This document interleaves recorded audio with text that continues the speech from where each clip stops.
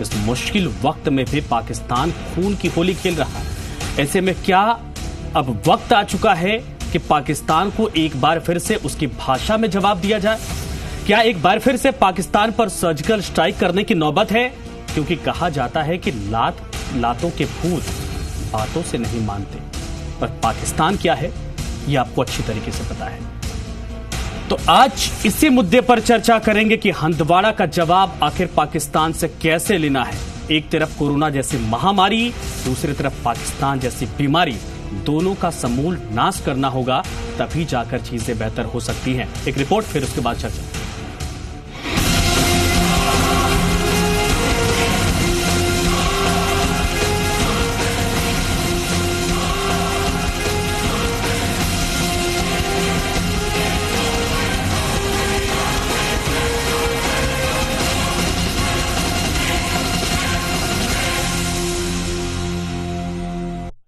देखा तो अब बताओ।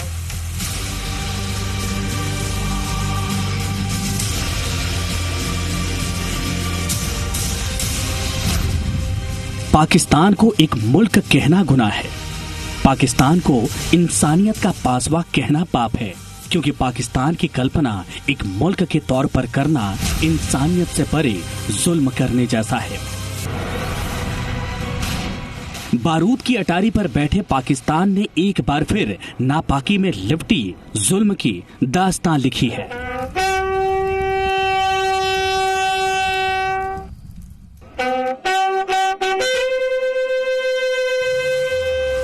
जब सारी दुनिया कोरोना से जूझ रही है, जब दुनिया जान बचाने में जुटी है, जब मुल्क के नाम पर एक बेशर्म, बेहया और बेगैरत पाकिस्तान अपने पालतू आतंकियों से इंसानियत को गोली मरवा रहा है, जिस पाकिस्तान में कोरोना से त्राहिमाम है, हथेली पर पाकिस्तान की जान है, जिसके अस्पतालों में न आले हैं, न दवा और न ही डॉक्टर हैं, लेकिन वो जालिम पाकिस्तान अपना आतंक फैलाने से बाज नहीं आ रहा है, जब दुनिया अपनी अपनी जिंदगी बचाने में जुटी है, ऐसे आलम में भी पाकिस्तान खून से जुल्म की लकीरों को लाल कर रहा है।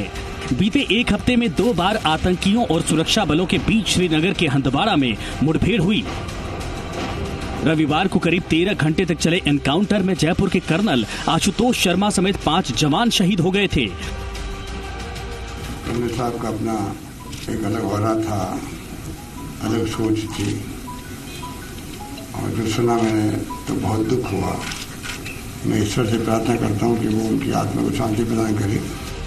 सोमवार को हंदवाड़ा में ही एक चेक पॉइंट पर तैनात सीआरपीएफ जवानों पर पाकिस्तान के मुर्दा आतंकियों ने हमला कर दिया, जिसमें सेना के 3 जवान शहीद हो गए। हम एंटिसिपेट ये कर रहे हैं कि ज्यादा टेररिस्ट लाइन ऑफ कंट्रोल पे और फेंस पे मरेंगे, क्योंकि वो इन्फिल्ट्रेशन की कोशिश करेंगे और अब हम उनको मारेंगे। हम आतंकवाद को खत्म करने में जरूर सफलता प्राप्त करेंगे। पाकिस्तान दहशत का ऐसा नाम है जिसकी जमीन पर बारूद की खेती होती है, जिसकी फिजा में गोली है, जहां आतंकियों की बोली है। पाकिस्तान पाकिस्तान नहीं, टेररिस्तान है, जहां बच्चों को बंदूक की नाल पर खामोश किया जाता है, जहां बमों से बारूद की खेती होती है, और पाकिस्तान अपनी छाती पर आतंकियों को पालता है और फिर दुनिया में अपनी दहशत फैलाता है। Even as the world fight COVID-19, some people are busy spreading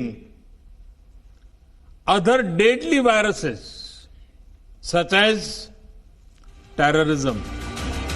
corona के इस काल में पाकिस्तान भुखमरी के उस ढलान पर खड़ा है जहां सिर्फ उसे अपनी मौत दिख रही है, लेकिन बेशर्म पाकिस्तान अपनी जालिम हरकतों से बाज नहीं आ रहा। कोरोना की कोहराम में रमजान के इस पाक महीने में पाकिस्तान खून की होली खेल रहा है। ऐसे में हिंदुस्तान क्या, पूरी दुनिया पाकिस्तान पर थूक रही है। ब्यूरो रिपोर्ट, जी मीडिया। तो अब समझ सकते हैं कि इस वक्त हालात क्या है। हंदवाड़ा, कब तक हंदवाड़ा झेलेगा हिंदुस्तान? हम परेशान हैं कि हम कोरोना जैसी महामारी का इलाज ढूंढ लें, पूरी दुनिया को बचा सके, और पाकिस्तान, इसके अस्पतालों में आले नहीं है, डॉक्टर्स के पास मरीजों को दवा नहीं मिल रही, लेकिन हिंदुस्तान को परेशान करना इसकी प्राथमिकताओं में से एक है, और ये अब नहीं चलेगा।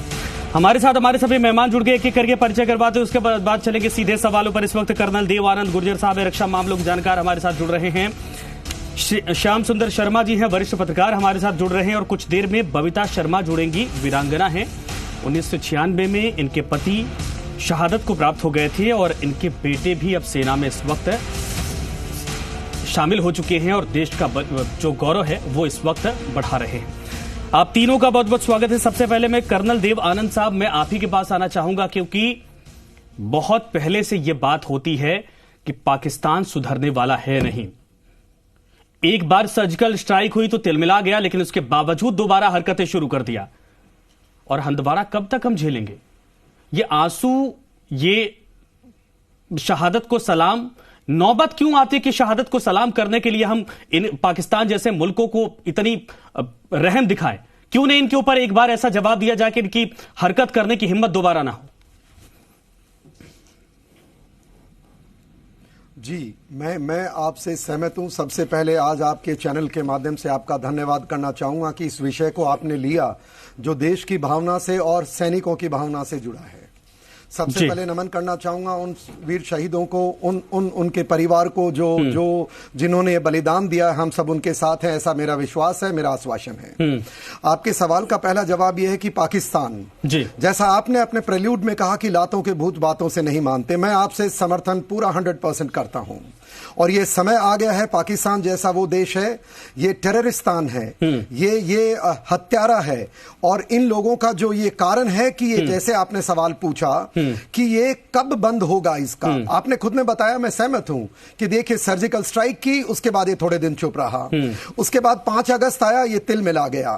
5 अगस्त के पास जो भारत ने कश्मीर का जो इनका मुद्दा सदा के लिए शांत कर दिया, चाइना को शांत कर दिया, और भारत के पार्लियामेंट ने यह बताया कि अब एक ही मुद्दा बाकी है, पीओके लिया जाएगा, चाइना और पाकिस्तान दोनों से। और जो पाकिस्तान अब कोरोना के दौर में, महामारी के दौर में ये नया आतंक का रूप फैला रहा है, इसका इलाज बहुत सीधा है। और वो इलाज ये है कि अब समय आ गया है पाकिस्तान के टुकड़े हो जाएं, समय आ गया हम पीओके हमारा वापस ले, जैसा पार्लियामेंट ने और मोदी जी ने कहा है। और देखिए इन दिनों में जो कोरोना के आतंक के दौर में जिस प्रकार पाकिस्तान ने कोरोना का सहारा लेकर के आतंक को पुनर्जीवित करने का प्रयास किया, उसमें देखिए पिछले दिनों में जब से कोरोना पाकिस्तान में फैला है, वो पाकिस्तान पीओके में ला करके क्वारंटाइन सेंटर्स बना रहा है। हमारे लोगों को, जो हमारे लोग उधर उसने कब्जे में बैठा रखे हैं, उनको इन्फेक्ट करने का प्रयास कर रहा। और मिलिटेंट्स भी, जैसा हमने पता चला है, वो भी इन्फेक्शन के मारे पड़े और 300 से ज्यादा नीलम वैली, लीपा वैली में वो इकट्ठे होकर के बैठे हैं और प्रयास कर रहा है। इलाज बहुत सीधा है साहब, भारतीय सेना चौकन्नी है, लेकिन जब तक उस पाकिस्तान का इलाज नहीं होगा, अब फायर असॉल्ट से काम नहीं चलेगा, अब पीओके लेना पड़ेगा, जैसा पार्लियामेंट और देश ने वादा किया है, और पाकिस्तान को ध्वस्त करना ही होगा साहब, मेरा ऐसा मानना है। और तो और देखिए पाकिस्तान के सुप्रीम कोर्ट की हिम्मत देखिए, जो सरकार को आदेश देता है कि अब वहां पर गिलगिट और बाल्टिस्तान में चुनाव कराए जाएं। मैं उस सुप्रीम कोर्ट से पूछना चाहूंगा, तुम्हारे बाप की विरासत है जो आप आदेश दे रहे हैं? ये भारत की भूमि है, आपका कोई अधिकार नहीं है सर। पाकिस्तान का चाहे सुप्रीम कोर्ट हो, चाहे पाकिस्तान की सरकार हो, चाहे पाकिस्तान की सेना हो, किसी की नीयत पर हम भरोसा नहीं कर सकते। और वाकई में भारत सरकार की तरफ से इसका जवाब दिया गया कि भाई किस आधार पर आप गिलगिट और बल्टिस्तान में आप चुनाव करवाने की बात कर रहे हैं, इसको वापस करिए। और वापस नहीं, पाकिस्तान को उस लहजे में जवाब देना होगा कि उसकी हिम्मत दोबारा ना हो कि इस तरह की हरकत करे और इस तरीके का आदेश भी पारित करे। ठीक है, मैं सर दोबारा आपके पास आऊंगा। बबीता शर्मा इस वक्त हमारे साथ जुड़ गई है। बबीता जी, सबसे पहले तो आपको आपका धन्यवाद हमसे जुड़ने के लिए, और साथ ही साथ आपके पूरे परिवार को सलाम हाथ जोड़ के। आपके पति देश के काम आए, आपका बेटा इस वक्त सेना में है, और आप भी लगातार सोशल वर्क में जुड़ी हुई हैं। चूंकि इस मोमेंट, इस लम्हे को आपने एक बार जिया है, चूंकि अभी देखिए हंदवाड़ा वाला मसला आ गया, उसके बाद इसके पहले बहुतों बार ऐसा हुआ है कि बार बार वहां से हमारे जवानों का पार्थिव शरीर यहां पर आता है और उसके बाद हम चर्चा करने बैठते हैं, लेकिन 10 दिन, 5 दिन, 20 दिन, 1 महीने, 2 महीने बाद यही खबर दोबारा आती है कि सेना पर, सेना के जवानों का या फिर बॉर्डर पर ऐसी हरकत हो गई है पाकिस्तान की तरफ से और इतने जवान शहीद हो गए। कब तक सुनते रहेंगे? कब इसका माकूल जवाब दिया जाएगा? कब पाकिस्तान को यह बात समझ में आ जाए कि बहुत हुआ, अब हिंदुस्तान बर्दाश्त नहीं करेगा और हम उस काबिल नहीं हैं?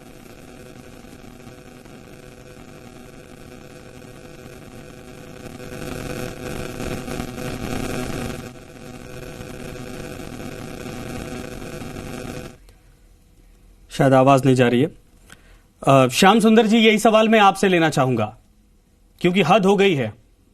सच में लातों के भूत बातों से नहीं मानते और पाकिस्तान तो नहीं मानेगा। अरे एक तरफ देखिए वहां पर लाशें बिछ रही हैं, कोरोना की वजह से अस्पतालों में मौतें हो रही हैं, लेकिन वो पाकिस्तान आतंकियों को भेज रहा हिंदुस्तान में, बॉर्डर क्रॉस करने की कोशिश कर रहे हैं, गोलियां चला रहे हैं। ये तो हद है। देखिए संजय जी, ये बात सही है कि पाकिस्तान मौजूदा स्थिति में खुद अपने स्तर पे कमजोर है और वहां पर वो इलाज कराने की स्थिति में नहीं है। हाँ। लेकिन भारत दूसरी ओर देखेगा कि 123 देशों को हमने इस संकट की घड़ी में सहायता पहुंचाई है।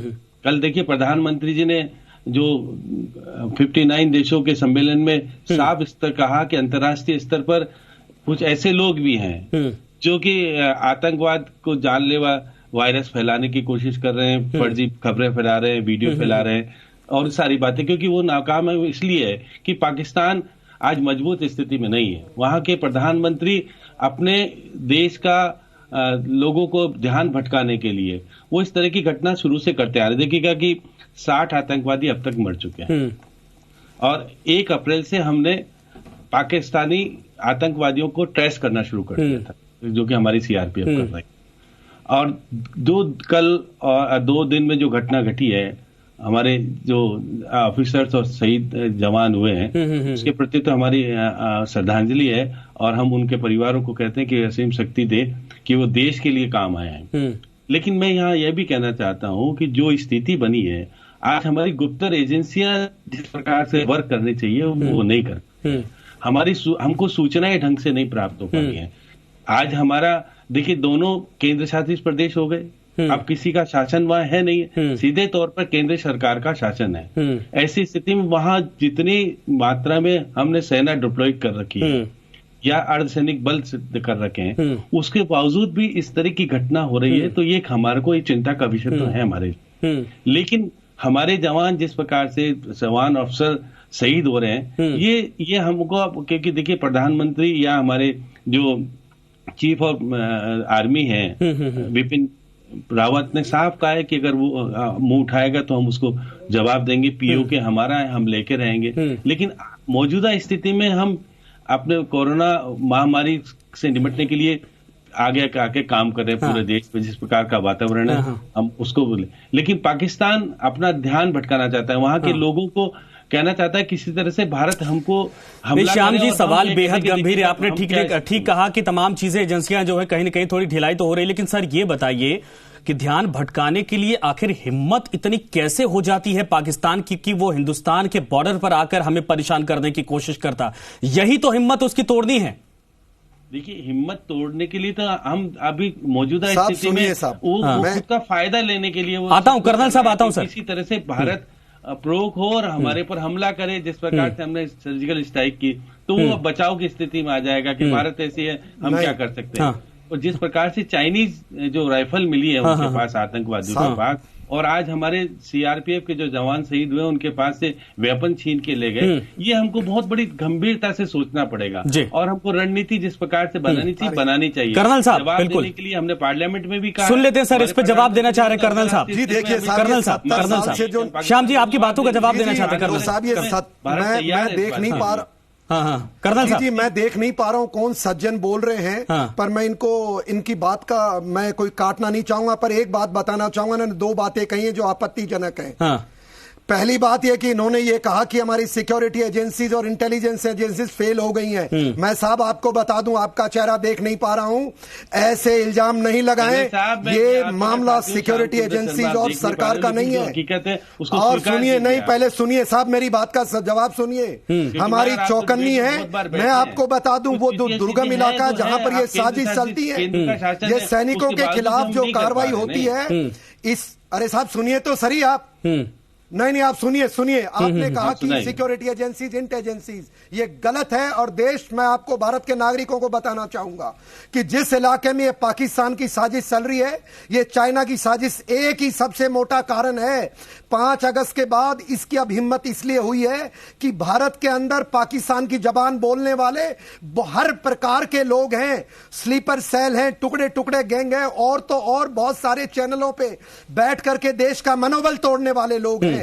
उनको उस नैरेटिव को समर्थन देना बंद करना पड़ेगा। कर्नल साहब एक बात का जवाब दीजिए सर। ठीक है, ये सारी चीजें इंटरनल हैं, इसको तो हम झेलेंगे, लेकिन हमारे पास एक मजबूत सरकार है और इस सरकार के सामने ही इमरान खान गिड़गिड़ाते हैं सर।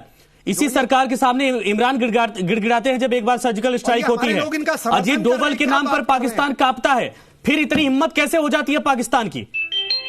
बिल्कुल साहब, क्योंकि हमारे देश में लोग बैठे हैं जो उनकी आवाज को समर्थन देते हैं। उन आवाज को भी बंद करना पड़ेगा, उनको समझाना पड़ेगा। ये पॉलिटिसाइज कर रहे हैं इस मामले को। और एक ही इलाज है साहब, वो लातों के भूत बातों से नहीं मानते हैं।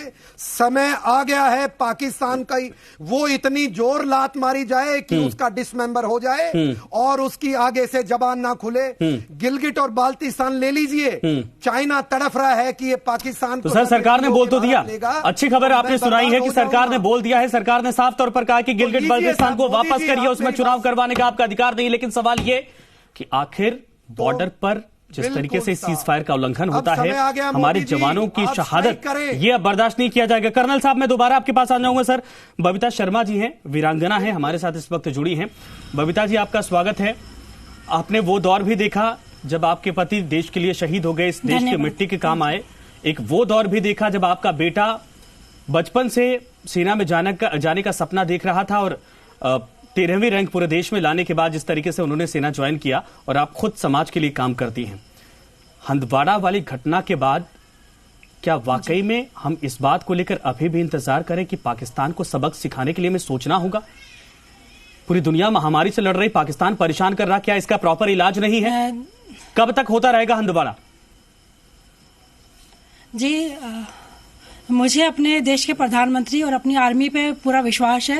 ये बहुत मजबूत सरकार है और थोड़ा सा हमें समझदारी से काम लेना होगा, ये मैं बोलूंगी। ये बच्चों का खेल नहीं है कि आर्मी ने जब मर्जी आया तब उठा के उनको वापस पत्थर मार दिया। जिस तरह से सर्जिकल स्ट्राइक हुई थी, इसी तरह से एक बहुत मैच्योरिटी से हमारे प्रधानमंत्री और हमारी सरकार और हमारी आर्मी एक्शन लेगी, मुझे पूरा विश्वास है।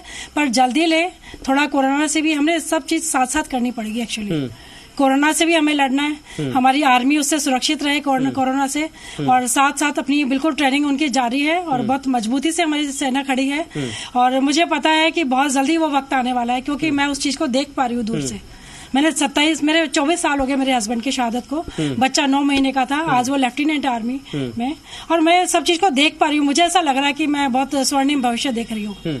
मुझे लगता है जल्दी ही कुछ एक्शन होने वाला है। चूंकि 24 साल हो चुका है मैम, 24 साल हो चुका है और तब से यह सिलसिला कई दफा हुआ है ना। कई बार हमारे जवानों के सर धड़ से अलग करने के बाद वो ले गए, उसके बाद बहुत सारे नेताओं ने कहा कि भाई इसका बदला लिया जाएगा। इसके पहले कई बार ऐसी हरकत कर चुका है। 2007 से लेकर मुझे याद है कि 2014 तक उसने लाइन लगा दी थी, लेकिन ये सिलसिला रुकता नहीं।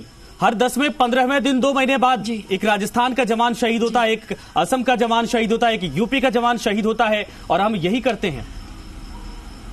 सरकारें मजबूत आती तो उम्मीद होता है कि वाकई में पाकिस्तान के पांव उखाड़ दिए जाएंगे। बिल्कुल मानसिक रूप से मजबूत होना पड़ेगा। हाँ जी, मतलब खुद सरकार पे बहुत डिपेंड करता है। इसीलिए मैंने आपको बोला कि मैं अब देख पा रही हूँ उस चीज को। मुझे आगे दिख रहा है कि आगे क्या होने वाला है। बहुत जल्दी पाकिस्तान नेस्तनाबूद होगा।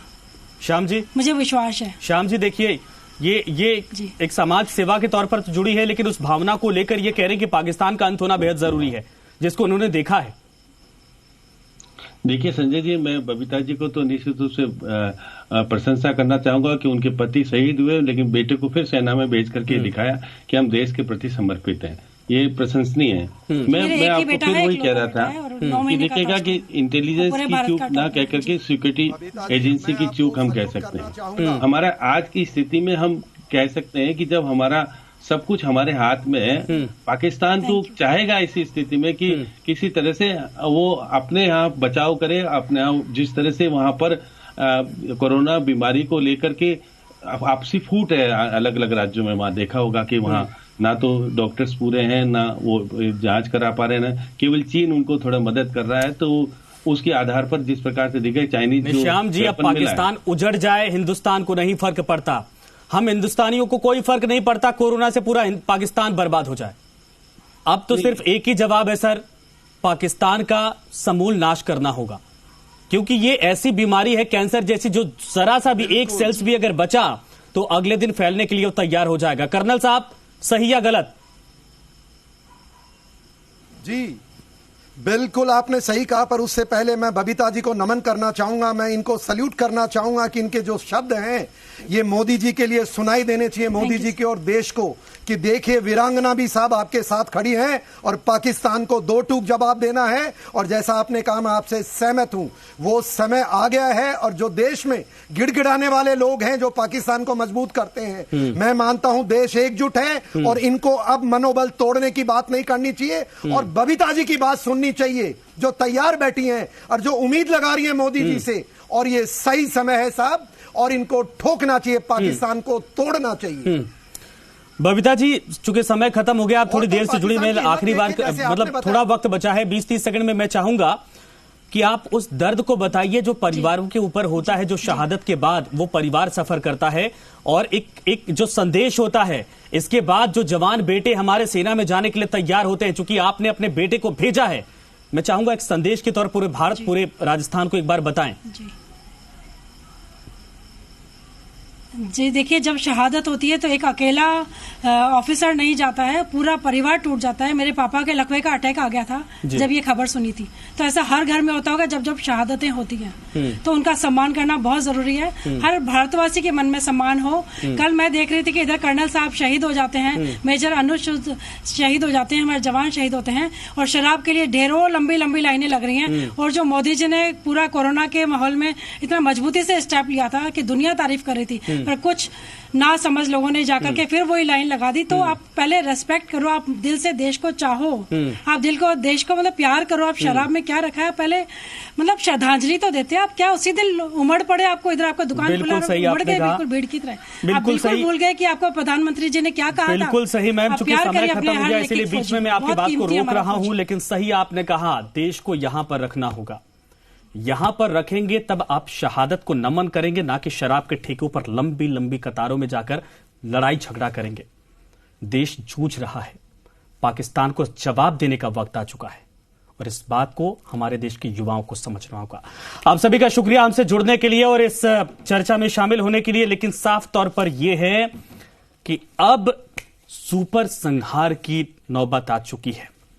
कितना युद्ध झेलेंगे, कितनी बार इसको सर्जिकल स्ट्राइक के तहत जवाब देंगे, ये सुधरने वाला नहीं। कुत्ते के दुम न सीधी होती है न लातों के भूत बातों से मानते हैं, और पाकिस्तान तो दोनों। वक्त आ चुका है पाकिस्तान को वाकई में इस तरीके से जवाब दिया जाए कि इसके बाद ये संभल ना पाए, खड़ा ना हो पाए, दूसरी बार आंख दिखाने की हिम्मत।